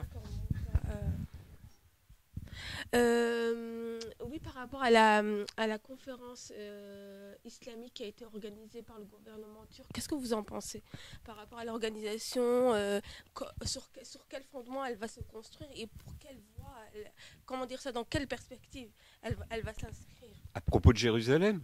Oui, par D'accord. rapport à... Oui. D'accord. Il y a le monsieur derrière. J'ai un autre derrière. Et puis je reviens. Qu'est-ce que tu veux, Bonjour, je m'appelle Giorgio, je suis étudiant en Paris 2. Et désolé, veuillez-moi m'excuser par rapport à les Français, peut-être. Je vais faire des petites fautes, c'est pas ma langue maternelle. Moi j'ai posé une question qui c'est plutôt un peu différent en fait. C'est pas vraiment la Turquie, c'est plutôt les positions de l'Union européenne contre ou face à la Turquie aujourd'hui. On a vu les 2015-2016 en fait une accord qui sont faits par rapport à les réfugiés. Il n'était pas bien ou il n'était pas du tout respecté par la Turquie en fait par rapport à les hotspots et les réfugiés qui pour entrer en Union européenne, qu'il va être vraiment contrôlé. Et hier soir et avant-hier, on avait encore une agression par la Turquie en fait. On avait une attaque dans un bateau du Coast Guard en Grèce. Et j'aimerais bien poser la deuxième partie sur la question. Ça va être plutôt en fait les Unions européennes comme frontière et comme une zone économique exclusive. Je parle pour les gaz et je parle pour les pétroles sur les Chypres en Grèce. Je parle par rapport à une boîte avec les intérêts français, Total, Eni également. C'est une autre boîte européenne aussi, ça fait partie de l'Europe, c'est une boîte italienne. Et on voit que la Chypre, il essaye à utiliser ou faire certaines recherches. Et on voit que la Turquie est vraiment agressive en utilisant en fait les bateaux ou l'armée. Et on voit qu'ils ne respectent pas en fait même les droits internationaux, de la mer. Et qu'est-ce que vous pensez en fait comment les Unions européennes ils peuvent faire face à ça en fait, parce que jusqu'à hier on a pensé faire la Turquie comme une partie de l'Union européenne et aujourd'hui on est les ennemis en fait, parce que hier si on avait un accident c'était D'accord. Allez, monsieur, je sais plus où il est passé. Ah oui, il est là. Merci, bonne soirée. Je m'appelle Nice Kumaydin, je suis étudiant à Paris 1. J'avais lu dans un article que, selon un sondage, 88% de la population turque pensait que Gülen ou les Gülenistes étaient derrière le coup d'État, la tentative de coup d'État. Je ne vais pas vous poser la question si c'était vraiment le cas, parce que je sais qu'on peut en parler peut-être jusqu'à matin et ça ne va pas finir. Mais ma question est plutôt de savoir si vous pensez que le mouvement güleniste était effectivement une menace contre la démocratie turque. Merci. Alors, qui veut répondre?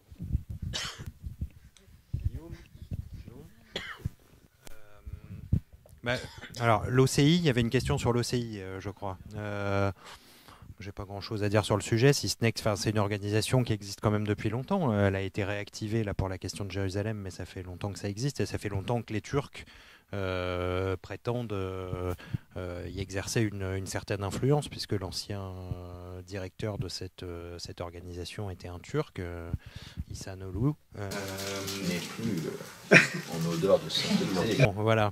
Mais bon, enfin voilà, Erdogan effectivement a toujours perçu cette organisation comme le moyen aussi de diffuser l'influence turque et encore plus aujourd'hui où il prétend remplir ce rôle de calife du monde musulman. Donc c'est en tout cas sa prétention. Aujourd'hui, quand il va rencontrer le pape, c'est évidemment dans cette posture-là. Oui, mais pas pour la même chose. Bon, voilà. Donc après, Chypre, alors j'ai pas bien compris la question parce que vous avez parlé de beaucoup de choses, mais il y a effectivement un réveil des conflits en ce moment, autant en mer Égée qu'autour de Chypre. Hein. Voilà, comme à chaque période de crise, comme à chaque période de tension politique entre la Turquie et l'Occident, cette zone-là redevient à nouveau le terrain de conflits internes. Il y a eu des élections à Chypre aussi récemment qui ont donné lieu à des manifestations de nationalistes turcs. Enfin, voilà, on voit qu'il y a effectivement des tensions politiques qui ne demandent qu'à se réveiller et qui sont instrumentalisées des deux côtés d'ailleurs. Dès qu'il y a des tensions entre la Turquie et l'Occident. Voilà. Et alors, sur votre question, alors, est-ce que le mouvement Gülen est une menace pour... C'était ça, une menace pour la démocratie turque? Aujourd'hui, il a plus le pouvoir de menacer grand monde, mais est-ce qu'il était... Je pense qu'il était d'abord une menace pour le pouvoir d'Erdogan, plus que pour la démocratie turque. C'était une menace pour le pouvoir d'Erdogan, ça c'est clair. Ils ont essayé de faire tomber Erdogan, il n'y a aucun doute sur le sujet, mais ils n'y sont pas parvenus. Donc voilà, après, est-ce que c'était une menace pour la démocratie turque? Je dirais que l'alliance entre les deux l'a été sur un certain nombre de points. Et on peut reprendre là les grands procès... Ergenekon, Balioz, le KCK contre les Kurdes, pendant lesquels les gulenistes, effectivement, les magistrats gulenistes étaient à la manœuvre pendant toute cette phase-là. On peut aussi penser qu'ils se sont opposés à un moment au processus de réconciliation avec les Kurdes et que c'est l'une des raisons pour lesquelles il y a eu un conflit interne entre Erdogan et Gülen. Donc ça a été une force... je n'irai pas jusqu'à dire antidémocratique, mais enfin effectivement, ils ont toujours eu un rôle qui n'avait pas grand-chose de démocratique, dans la mesure où c'était un rôle souterrain. Ils n'avaient pas d'élus officiels, pas de parti politique, c'était un rôle d'influence au sein de l'État turc. Mais c'est l'alliance avec Erdogan qui les a placés en situation de pouvoir, pas leur chute. Oui, sur l'OCI, effectivement, c'est une organisation, enfin c'est assez significatif de la politique étrangère turque des dernières décennies, c'est cette volonté d'être présent dans les organisations internationales et en particulier dans l'organisation, l'OCI, l'Organisation de coopération islamique. Mais je crois que en plus, il y a un jeu d'Erdogan aussi pour être une puissance, et même une puissance dominante à l'intérieur même du monde musulman, c'est très clair. Et bon, cette conférence à Istanbul, bon, elle avait des raisons d'être parce qu'il exerçait la présidence, enfin la Turquie à ce moment-là exerçait la présidence de l'organisation, mais il a saisi cette opportunité d'autant plus, de manière d'autant plus forte qu'il y avait cette affaire de Jérusalem et qu'il fallait prouver qu'il était à la tête de la lutte contre les États-Unis, que c'était lui qui était le plus légitime, alors même qu'il y avait beaucoup de candidats, hein, je dirais, pour être une puissance importante dans ce cadre-là. Ensuite, sur Chypre, je dirais que c'est pas très étonnant, en fait, puisque la question chypriote n'a pas pu se régler. Il y a encore une tentative. Bon, donc c'est un conflit fossilisé. Pourquoi il y a des tensions? Parce que justement, bien que le conflit soit fossilisé, qu'il puisse d'une certaine manière continuer pendant des décennies et qu'il a déjà duré des décennies, donc on se dit il peut durer, il peut continuer, y compris parce que je pense que politiquement de part et d'autre il y a des intérêts pour que ça dure, parce que sinon ça n'aurait pas duré comme ça a duré. Mais il y a quand même quelque chose qui bouscule, je dirais, cette fossilisation du conflit, c'est la découverte justement de de pétrole, de ressources très importantes de gaz en Méditerranée orientale, bon, qui fait que par exemple Israël qui importait du gaz se met en exporter, qui fait que l'Égypte qui avait perdu son rôle d'exportateur et pour devenir importateur est redevenu un pays exportateur. Donc tout ça, bien, effectivement, c'est quelque chose d'important et pour ça, ça secoue bien évidemment à partir du moment où il y a des prospections de gaz alors même que la question chypriote n'est pas réglée. Par la force des choses, ça provoque des tensions. Donc c'est pas, tout ça n'est pas très étonnant. Enfin, Gülen menace pour la démocratie, ça dépend comment on prend votre affirmation, si vous voulez, ou votre question. Est-ce qu'on le prend dans le sens du gouvernement turc? Bon, c'est ce qui explique le gouvernement turc.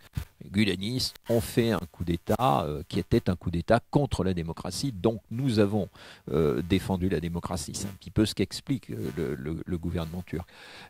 Mais on peut prendre la question de manière plus générale, c'est-à-dire, voilà, quand on parlait d'islamistes modérés, les Gülenistes et un certain nombre de leurs alliés apparaissaient comme des islamistes modérés ou des islamistes démocrates, se voulaient, se définissaient comme ça. Alors même que quand on regarde sur le fond du mouvement, on a quand même aussi un mouvement qui est sectaire, qui défend des idées qui ont été à un moment qui ont été séduits par les idées créationnistes.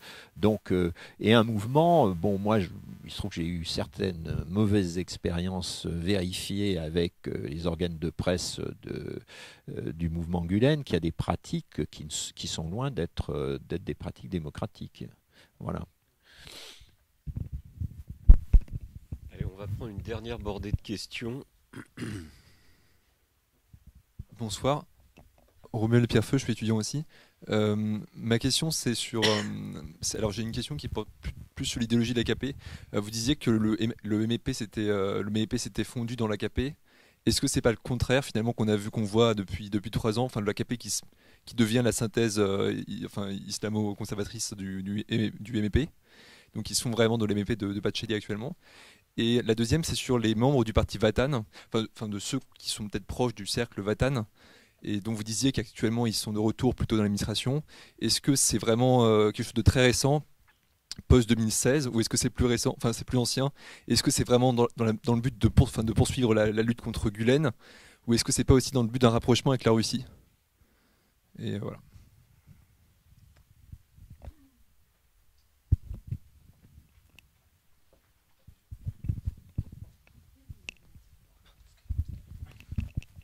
Bonsoir et merci pour vos exposés.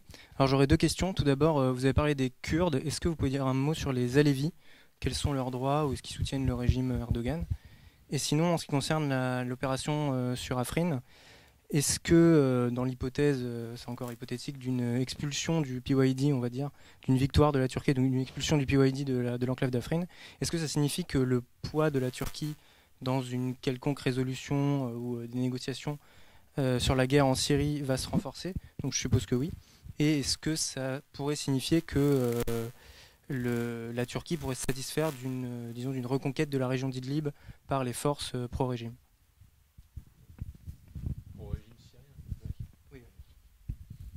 Oui, bonsoir, merci beaucoup, c'était passionnant. Je voudrais juste élargir un peu plus encore vers l'Est, c'est-à-dire la relation entre Erdogan et la Chine. Bah oui, parce que c'est l'avenir malgré tout. Nous sommes de vieux pays. Il y avait une monsieur, dernière question. J'ai une question sur la relation entre Gül et Erdogan. J'ai entendu ou lu plusieurs fois Gül dire qu'on n'avait pas de souci à se faire parce que de toute façon la Turquie, elle était laïque et qu'il n'y avait aucun souci à se faire sur la laïcité. C'était écrit dans la Constitution et qu'il ne fallait pas s'en faire. Et donc ma question c'est, est-ce que... oui, à l'époque. Ça, c'était quand Gül était encore président. Et donc, je voulais simplement savoir si officiellement ils s'entendent toujours ou pas. Est-ce que c'était des jeux de rôle? Est-ce que finalement c'était un peu comme Poutine qui s'arrange avec son Premier ministre, il se passe la balle de l'un à l'autre? Ou est-ce qu'il y a une vraie opposition? Merci monsieur. Alors...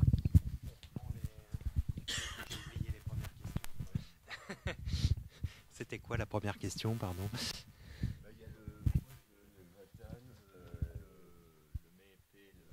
Oui, alors effectivement, oui, la fusion AKP-MHP.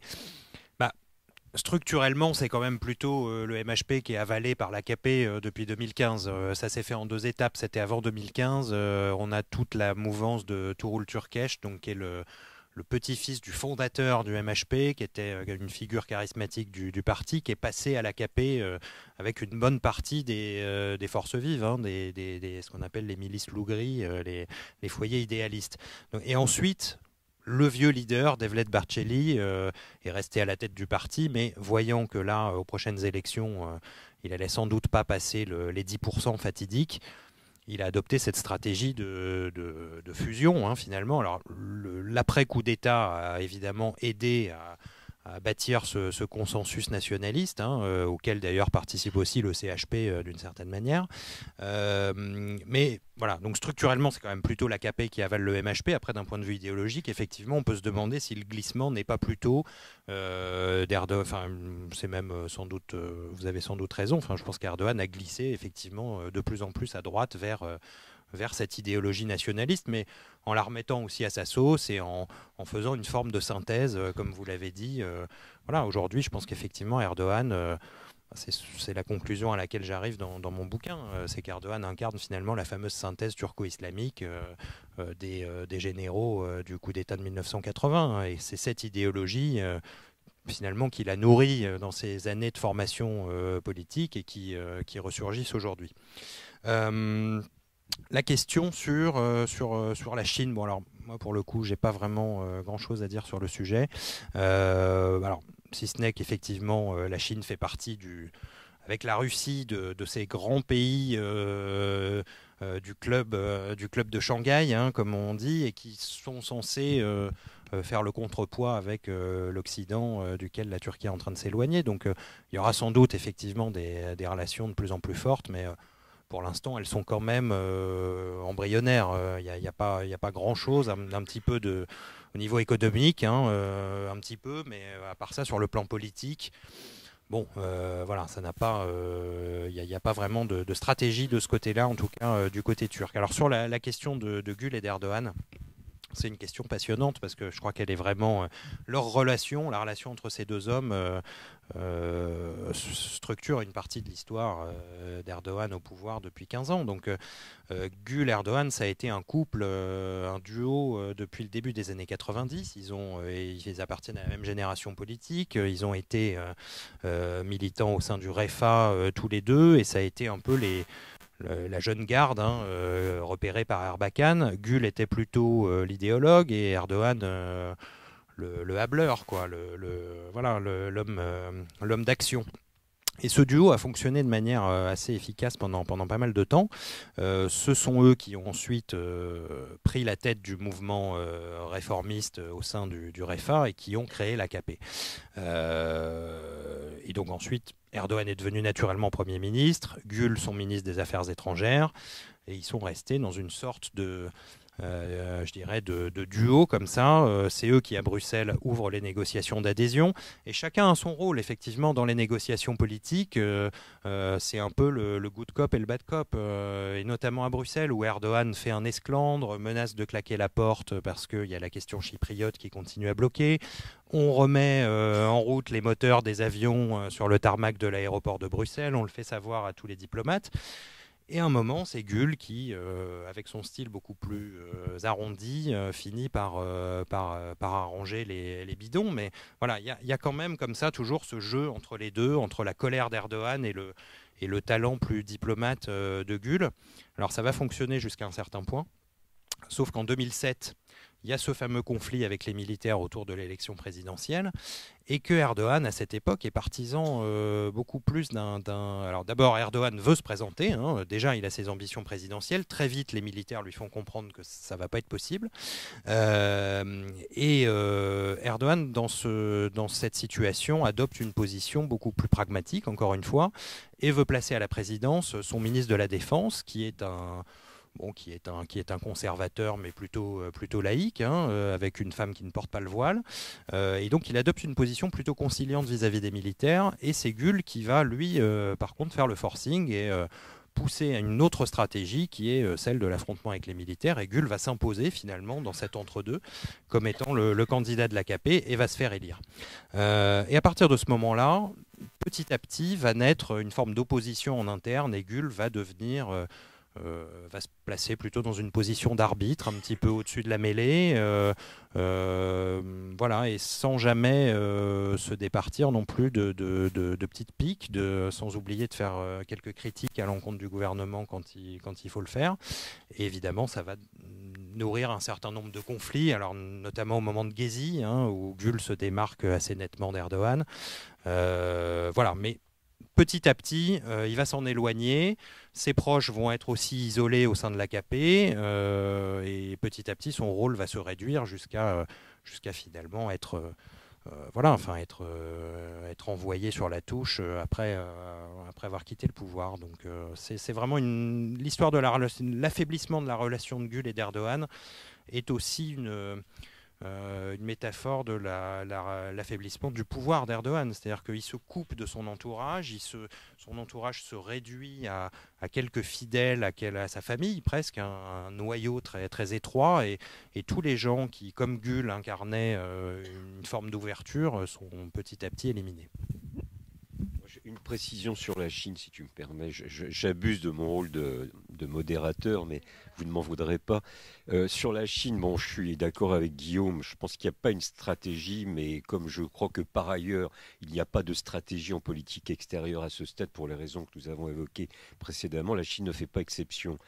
Toutefois, ce qui est intéressant, c'est que la Chine a une politique, ça ne vous a pas échappé, assez offensive, notamment autour des questions des routes de la soie, et que pour eux, dans leur vision géostratégique, la Turquie n'est pas un pays totalement secondaire.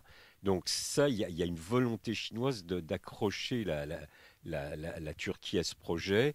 Et en même temps, moi j'ai souvent discuté avec des responsables chinois, ils ont énormément de mal, prétendent-ils en tout cas, à comprendre les dynamiques politiques en Turquie. Et alors ce qui les inquiète de toute façon beaucoup, et ce qui peut même les mettre en colère, c'est la question des Ouïghours. Et là, parce qu'on sait qu'il y a un certain nombre de Ouïghours qui sont réfugiés, enfin, ou qui se trouvent en tout cas en Turquie. Et sur cette question, comment ? Et en Syrie, bien sûr. Oui, bien sûr. Et sur cette question, les Chinois, et je peux les comprendre d'ailleurs, sont assez chatouilleux. C'est assez étonnant. Quand on discute avec des responsables chinois, bon, le Tibet, pour eux, c'est réglé. Alors, on connaît les méthodes avec lesquelles c'est réglé.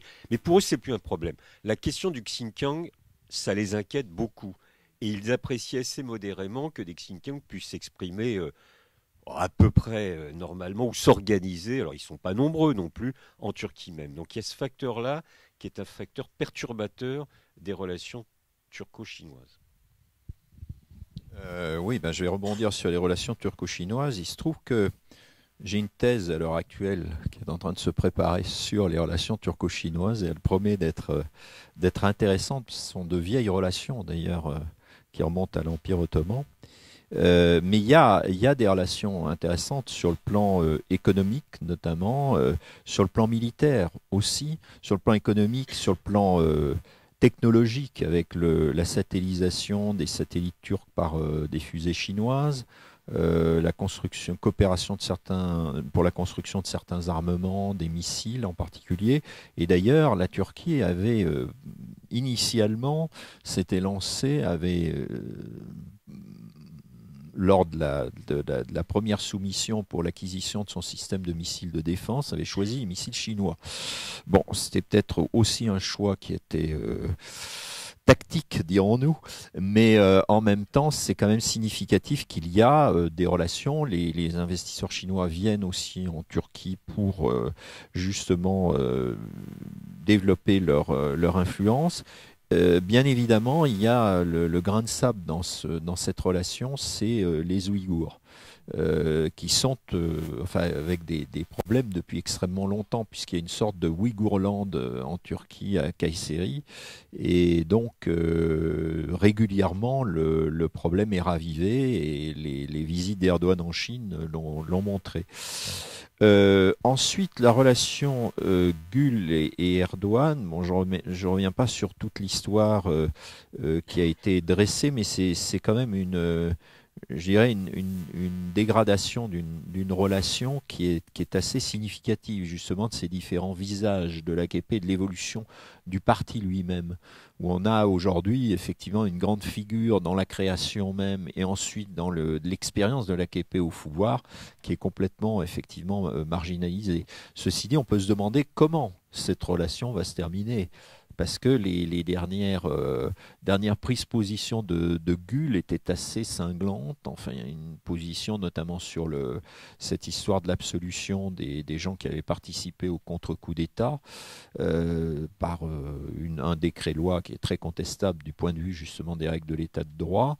Voilà, on peut se demander si Abdullah Gül pourra se permettre constamment et impunément, entre guillemets, de poursuivre ces critiques. Comment ? Là encore, je ne me prononcerai pas sur le fond du débat. C'est un peu la même manière de poser le problème avec le mouvement Gülen. C'est pas parce qu'il s'oppose sur certains points à Erdogan qu'il est plus démocrate qu'Erdogan.